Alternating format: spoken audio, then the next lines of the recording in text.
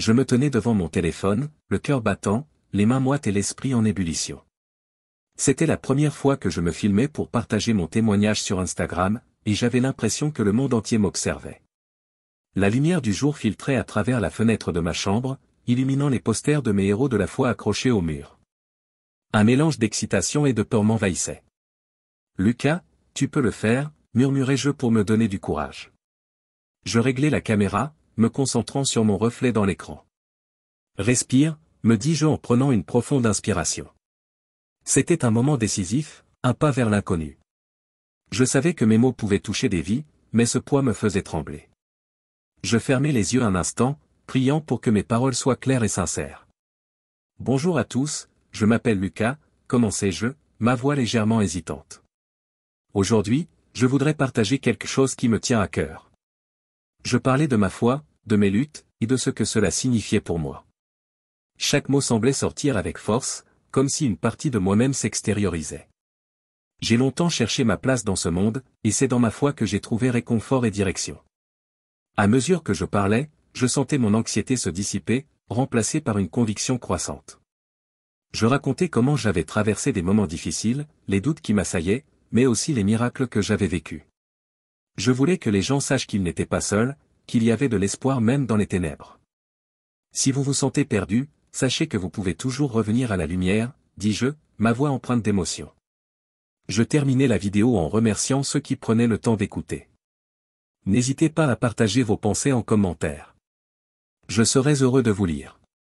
Quand je cliquai sur « Publier », un frisson d'adrénaline parcourut mon corps. Je venais de livrer une partie de moi-même au monde, et je n'avais aucune idée de la manière dont cela serait reçu. Les heures qui suivirent furent un tourbillon. Mon téléphone vibrait sans arrêt, des notifications s'affichant en cascade. Des commentaires positifs, des partages, des messages d'encouragement affluaient. « Merci, Lucas, ta vidéo m'a vraiment touché », écrivait une jeune fille. « C'est exactement ce dont j'avais besoin aujourd'hui », ajoutait un jeune homme. Je ne pouvais pas croire à l'impact que mes mots avaient déjà eu. Pourtant, derrière cette vague d'enthousiasme, une petite voix dans ma tête commença à murmurer des doutes. Et si je n'étais pas à la hauteur? Et si mes prochains messages ne résonnaient pas autant? Je me sentais submergé par la responsabilité qui pesait sur mes épaules. La célébrité, aussi excitante soit-elle, était effrayante. Je décidai de faire une pause et d'appeler mon ami Maxime. « Salut, Lucas. Comment ça va? Ta vidéo a explosé, je vois ça, dit-il, enthousiasme dans sa voix. C'est incroyable, mais j'ai peur de ne pas pouvoir continuer à inspirer les gens, avouai-je. Tu sais, la première vidéo, c'est toujours le plus dur. Mais tu as un vrai don, et les gens le ressentent, répondit-il de manière encourageante. Je lui racontai mes doutes, et il m'écouta attentivement. Écoute, ne te mets pas trop de pression. Sois juste authentique, et les gens suivront. Tu as déjà fait un pas énorme, me rassura-t-il. Je pris une profonde inspiration, sentant un peu de poids se soulever de mes épaules. Peut-être que je pouvais faire cela, après tout. Peut-être que ma voix pouvait avoir un impact durable. Je me souviens de ce matin-là, où la lumière douce du soleil filtrait à travers les rideaux de ma chambre, comme si elle me poussait à me lever et à agir. L'excitation mêlée à l'anxiété me traversait alors que je me préparais pour ma première session de discussion en ligne. Mon téléphone vibrait déjà avec des notifications, preuve que mon dernier message avait éveillé l'intérêt de nombreuses personnes. Je ne pouvais pas m'empêcher de sourire en voyant les encouragements qui affluaient. « Lucas, tu es une inspiration », avait écrit un jeune homme de Marseille. « J'attends avec impatience ta prochaine vidéo. » Une autre personne avait commenté « Merci pour ta sincérité, ça me touche. » Tout cela me donnait des ailes, mais en même temps, une petite voix dans ma tête me disait de rester humble. Je ne voulais pas perdre de vue ce qui m'avait poussé à partager ma foi avec le monde. Je m'installai à mon bureau, allumai mon ordinateur et me connectai à la plateforme de streaming que j'avais choisie.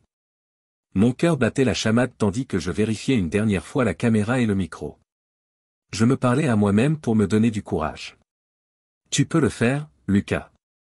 C'est pour une bonne cause. Lorsque je lançai la diffusion, je vis les premiers commentaires défiler sur l'écran.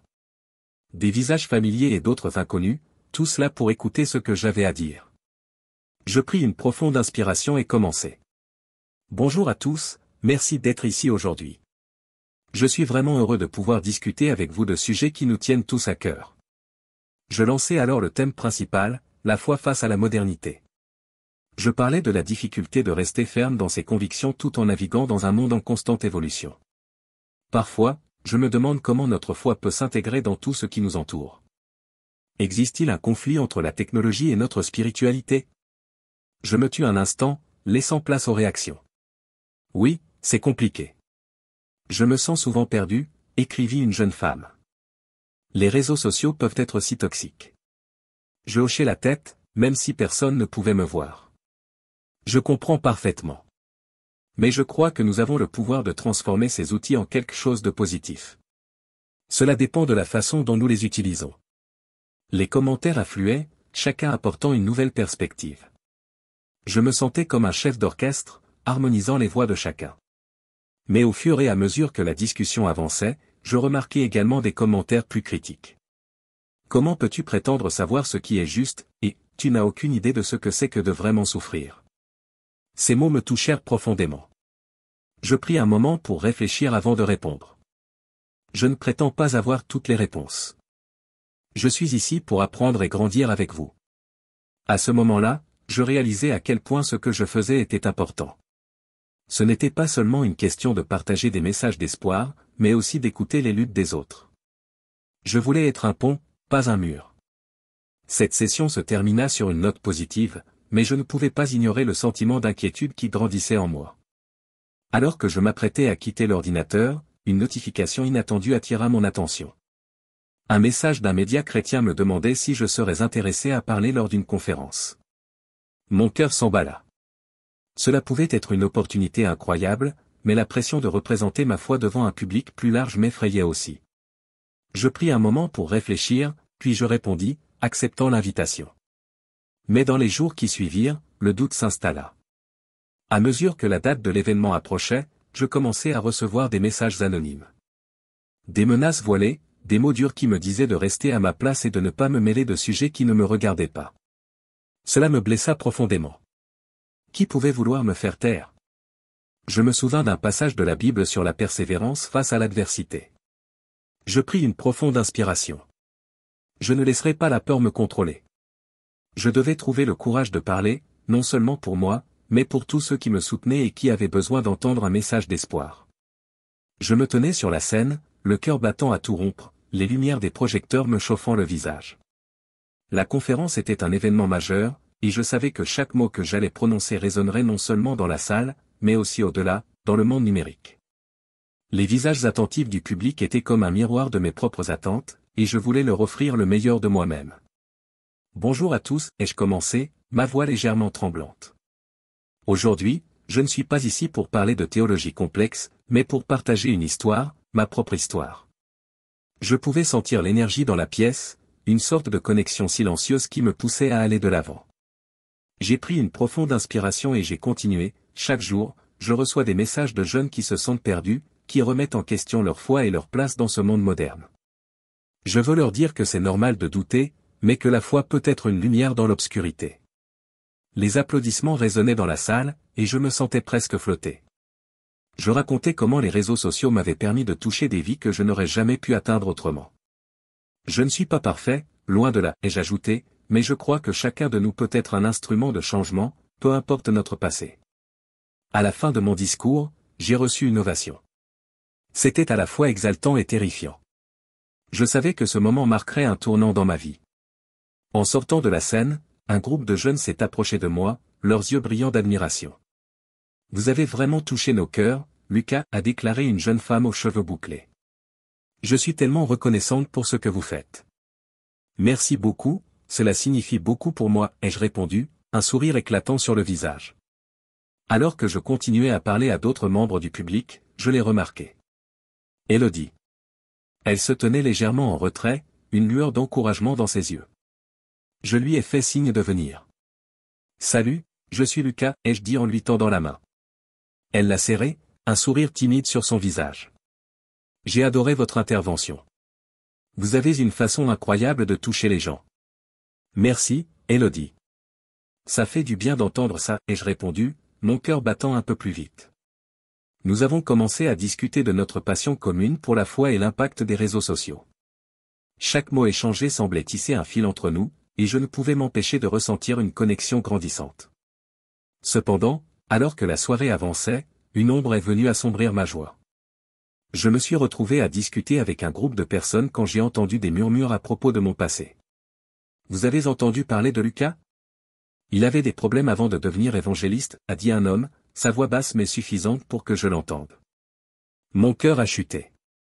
Quelle rumeur circulait sur moi? Je n'étais pas là pour être un modèle parfait, mais les voix de mes doutes ont commencé à m'assaillir. Je pensais avoir trouvé une communauté, une famille, mais maintenant, je craignais que mon passé ne me rattrape. Élodie a remarqué mon changement de comportement. Tout va bien, Lucas, a-t-elle demandé, son regard inquiet. Oui, juste un peu fatigué, ai-je menti, bien que je sache que c'était plus que cela. Les rumeurs, les doutes, tout cela commençait à m'angoisser. J'avais peur que tout ce que j'avais construit puisse s'effondrer à cause de ce que d'autres disaient. Alors que la soirée touchait à sa fin, je me suis éloigné, le cœur lourd. Élodie m'a suivi, et elle a pris ma main. Ne laisse pas les autres te définir, Lucas. Ce que tu fais est important. Tu es important, a-t-elle murmuré, son soutien réchauffant un peu mon âme tourmentée. Je savais qu'elle avait raison, mais le poids des rumeurs pesait sur mes épaules. La nuit promettait d'être longue, remplie de réflexions sur ce que cela signifiait d'être à la fois un évangéliste et un homme avec un passé. Je me tenais devant mon téléphone, le regard fixé sur l'écran, en attendant que la lumière s'allume. Élodie m'avait proposé de faire une vidéo ensemble pour répondre aux rumeurs qui circulaient sur moi. Mon cœur battait la chamade. D'un côté, je savais que je devais clarifier les choses, mais de l'autre, j'avais peur que cela m'expose davantage. Je me sentais pris au piège dans un tourbillon de critiques et de jugements, et l'idée de partager ma vulnérabilité avec le monde entier me terrifiait. Lucas, tu peux le faire. On est ensemble dans cette histoire, m'a-t-elle encouragé, ses yeux brillants d'une détermination que je n'arrivais pas à ressentir. Elle était à mes côtés, comme une lumière dans l'obscurité, mais je ne pouvais pas m'empêcher de ressentir ce poids sur mes épaules. Je ne sais pas, Élodie. Si je parle, qu'est-ce qui m'empêche d'être encore plus attaqué? J'ai soupiré, grattant ma tête avec frustration. Les rumeurs avaient pris une ampleur démesurée, et chaque notification sur mon téléphone me rappelait à quel point il était difficile de naviguer dans ce monde où tout le monde avait une opinion sur ma vie. Mais si tu ne dis rien, ils continueront à spéculer. La vérité est toujours plus puissante que les mensonges, a-t-elle insisté, sa voix douce mais ferme. Je pouvais voir à quel point elle croyait en moi, et cela me réchauffait le cœur, mais la peur me paralysait. À ce moment-là, mon téléphone a vibré, interrompant notre conversation.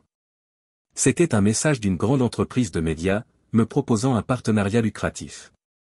L'angoisse a fait place à la tentation. Cela pourrait être l'occasion de toucher encore plus de personnes, de partager mon message sur une plateforme plus large. Mais à quel prix? Je savais que les valeurs commerciales pouvaient facilement déformer mon discours, et l'idée de perdre ma voix me terrifiait. Qu'est-ce qui se passe? A demandé Élodie, remarquant mon changement d'humeur. Je lui ai montré le message, et ses yeux se sont élargis. C'est une offre incroyable, Lucas. Mais tu dois réfléchir à ce que cela signifie pour toi. Tu veux vraiment que ton message soit influencé par des sponsors? Elle avait raison. Je savais que je devais faire un choix difficile. Je ne sais pas quoi faire, Élodie. Je veux faire grandir ma voix, mais je ne veux pas compromettre qui je suis, ai-je répondu, la voix tremblante. La pression était énorme, et je me sentais comme un équilibriste sur un fil, à la merci de chaque souffle de vent. Élodie a pris ma main, serrant doucement. Peu importe ce que tu choisis, je suis là pour te soutenir. Mais souviens-toi, Lucas, ce qui compte, c'est la vérité que tu partages. Les gens ont besoin d'authenticité, surtout dans un monde où tout semble faux. Ces mots résonnaient en moi. Je savais que je ne pouvais pas ignorer ce que j'avais toujours cru. Mais la peur de perdre tout ce que j'avais construit me hantait. Les critiques devenaient de plus en plus nombreuses, et le doute s'immisçait dans chaque pensée. Je me suis levé, marchant d'un bout à l'autre de la pièce, essayant de trouver une solution. Peut-être que je devrais accepter l'offre, puis faire une vidéo honnête sur la pression que je ressens, ai-je proposé, ma voix hésitante. Je pourrais montrer aux gens que même ceux qui prêchent la foi luttent parfois avec des choix difficiles. Élodie a hoché la tête, mais je pouvais voir l'inquiétude dans ses yeux. C'est une idée, mais fais attention. Je ne veux pas que tu te perdes dans tout cela. Je me suis arrêté, ma main sur le cœur. La vérité, c'était que j'avais peur de tout perdre, de la confiance que j'avais construite, de ma relation avec Elodie, et de la mission qui m'était chère. Je me suis rendu compte que chaque choix que je ferais maintenant aurait des conséquences. Je vais réfléchir, Elodie. Je vais vraiment réfléchir. J'ai murmuré, me sentant à la fois soulagé et accablé. La route devant moi était incertaine, mais je savais que je devais choisir avec soin, en gardant à l'esprit qui j'étais vraiment. Je me souviens du moment où j'ai accepté l'offre de cette entreprise de médias. C'était un mélange d'excitation et de peur, mais surtout une profonde conviction que cela pourrait me propulser vers un public encore plus large. À première vue, tout semblait prometteur, des ressources à ma disposition, une équipe de professionnels pour m'aider à créer du contenu captivant. Mais, rapidement, cette promesse s'est teintée d'une nuance sombre que je n'avais pas anticipée. Les premières vidéos que j'ai produites sous leur direction avaient un certain éclat. Les montages étaient impressionnants, les effets visuels captivants. Mais, peu à peu, j'ai commencé à ressentir une pression grandissante. Lucas, tu devrais parler de ce sujet, c'est plus tendance, me disait le responsable du contenu, un homme d'une quarantaine d'années à l'allure affable, mais dont les yeux cachaient une ambition vorace. Mais ce n'est pas vraiment ce que je voulais partager, répondis-je, mon cœur battant plus vite. Je veux parler de la foi, des luttes, de la vérité. Il haussait les épaules. La vérité, c'est ce que les gens veulent entendre. Si tu veux toucher ce public, tu dois adapter ton message. Cette phrase résonnait dans ma tête comme un coup de tonnerre. Adapter mon message? À quel prix? Je me suis retrouvé à jongler entre mes convictions et cette nouvelle approche, et à chaque fois que je faisais un compromis, je sentais une partie de moi s'éteindre. C'est alors qu'Elodie a commencé à prendre ses distances. Au début, je pensais que c'était à cause de mon emploi du temps chargé, mais un jour, alors que je filmais une vidéo sur les tendances de la foi, elle m'a interrompu, visiblement en colère. Lucas, qu'est-ce qui t'arrive? Ce n'est pas ça que tu es. Tu n'es pas un produit. Je l'ai regardé, désemparé. Je pensais que cela pourrait m'aider à toucher plus de gens, et je murmurais, mais même moi, je n'étais pas convaincu de mes propres mots. Et à quel prix, a-t-elle rétorqué, ses yeux brillants de déception. Tu as perdu de vue ta mission. Tu n'es plus celui que j'ai rencontré. Cela m'a frappé comme un coup de poing dans le ventre. J'ai essayé de la convaincre, de lui expliquer ma perspective, mais elle ne voulait rien entendre. Je ne peux pas rester ici et te voir te perdre, Lucas. Je dois partir. C'était comme si le sol s'était ouvert sous mes pieds. Je me suis retrouvé seul, face à mes choix. Elodie n'était pas simplement une partenaire, elle était mon ancre dans ce monde tumultueux. Sans elle, je me sentais perdu. Les jours suivants furent un véritable cauchemar. Je continuais à produire du contenu, mais chaque mot semblait dénué de sens. Les likes et les partages ne me satisfaisaient plus. Chaque vidéo qui atteignait des millions de vues me rappelait à quel point j'avais trahi ma mission initiale. Un matin, assis devant mon ordinateur, je réalisais que je ne savais même plus pourquoi je faisais tout cela. Je relus mes anciens messages, ceux qui avaient touché tant de gens, ceux où je parlais de mes luttes, de ma foi, de ma quête de sens. C'était ça, mon message. Pas des tendances, pas des chiffres. Alors que je contemplais cette réalité, je sentis une vague de désespoir m'envahir. J'avais perdu non seulement ma compagne, mais aussi la raison pour laquelle j'avais commencé ce voyage. Peut-être que tout cela était un rêve qui avait mal tourné, un rêve dans lequel j'avais oublié qui j'étais vraiment. Je fermais les yeux, espérant retrouver un semblant de paix. Les souvenirs d'Elodie, de nos débats passionnés sur la foi et la vie, me hantèrent. Je savais que j'avais besoin de retourner à mes racines, de me reconnecter avec la communauté qui m'avait soutenu au début. Mais cela demanderait du courage, un courage que je n'étais pas sûr d'avoir. Je me suis réveillé ce matin-là avec un poids sur la poitrine. Les rayons du soleil filtraient à travers les rideaux, mais je ne ressentais aucune chaleur. Mon esprit était en proie à un tumulte de pensées, et je savais que je ne pouvais pas continuer à fuir la réalité. J'avais perdu Elodie, j'avais trahi ma mission, et je m'étais éloigné de ma communauté. Mais aujourd'hui, j'étais déterminé à faire face à mes démons. Je me suis assis à mon bureau, mon téléphone devant moi. Les notifications continuent de vibrer, mais je ne pouvais pas me laisser distraire. Je savais que je devais faire une vidéo, mais cette fois, ce serait différent. Je ne voulais plus juste partager des versets ou des citations inspirantes. Je voulais être honnête, vulnérable. Je pris une profonde inspiration et commençai à filmer. Salut à tous, c'est Lucas, dis-je, ma voix tremblante. Aujourd'hui, je ne suis pas ici pour vous donner des conseils ou vous prêcher. Je veux partager avec vous ma vérité. Je marquai une pause, regardant la caméra comme si elle était un miroir. J'ai fait des choix que je regrette. J'ai laissé la pression de la célébrité et la promesse d'argent me dévier de ce que je crois. J'ai perdu de vue ma mission. Les mots coulaient de moi comme un torrent. Je parlais de mes luttes avec la foi, de mes doutes, de mes peurs. Je racontais comment j'avais été attiré par le succès et comment cela m'avait isolé des personnes qui m'importaient le plus. Élodie m'a quitté parce qu'elle ne reconnaissait plus l'homme que j'étais devenu. Et je ne peux pas lui en vouloir. J'ai trahi non seulement notre relation, mais aussi les valeurs que je prétendais défendre. Je sentais les larmes aux yeux, mais je continuais.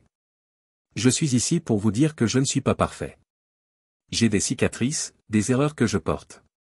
Mais je crois toujours en la rédemption. Et je veux retrouver cette connexion avec vous, ma communauté. À la fin de la vidéo, je me sentais plus léger, comme si j'avais enfin lâché une partie de mon fardeau. J'appuyais sur « Publier » et attendis nerveusement. Les commentaires commencèrent à affluer, et à ma surprise, la plupart étaient pleins de soutien. Merci d'être honnête, Lucas. Ça fait du bien de voir quelqu'un admettre ses erreurs, écrivit l'un d'eux. Un autre ajouta, tu es humain, et c'est ce qui te rend réel. Alors que je parcourais les commentaires, une notification attira mon attention. C'était un message privé. En l'ouvrant, je reconnus immédiatement le nom de l'expéditeur. C'était Thomas, un ancien ami avec qui j'avais perdu contact. Mon cœur s'emballa. Lucas, j'ai vu ta vidéo. Je sais ce que tu ressens. Je suis désolé d'avoir été si dur avec toi. J'ai moi-même lutté avec ma foi et j'aimerais en parler. Je répondis rapidement, mon cœur battant. Thomas, je ne savais pas que c'était toi derrière les menaces. J'aimerais en discuter. Nous convenons de nous rencontrer. Lorsque je le vis dans ce café, j'étais à la fois nerveux et soulagé. Thomas avait changé. Son visage était marqué par des épreuves, mais dans ses yeux, je voyais une lueur d'espoir. Lucas, je suis désolé pour tout ça, dit-il, la voix tremblante. J'étais jaloux de ton succès, et j'ai laissé ma colère me guider. Mais je comprends maintenant que nous avons tous nos luttes. Nous avons parlé pendant des heures, partageant nos histoires, nos douleurs et nos rêves. À la fin de notre conversation, une idée germa dans nos esprits. Et si nous créions une plateforme? Un espace où les gens peuvent partager leurs luttes et trouver du soutien, proposai-je, l'excitation dans la voix. Thomas hocha la tête, un sourire se dessinant sur son visage. Oui, transformons notre douleur en espoir. Nous pouvons aider tellement de gens. Ce jour-là, nous avons décidé de nous unir non seulement pour guérir nos blessures, mais aussi pour aider d'autres personnes à trouver leur chemin. Une nouvelle croisade s'annonçait, et cette fois, je savais que je n'étais pas seul.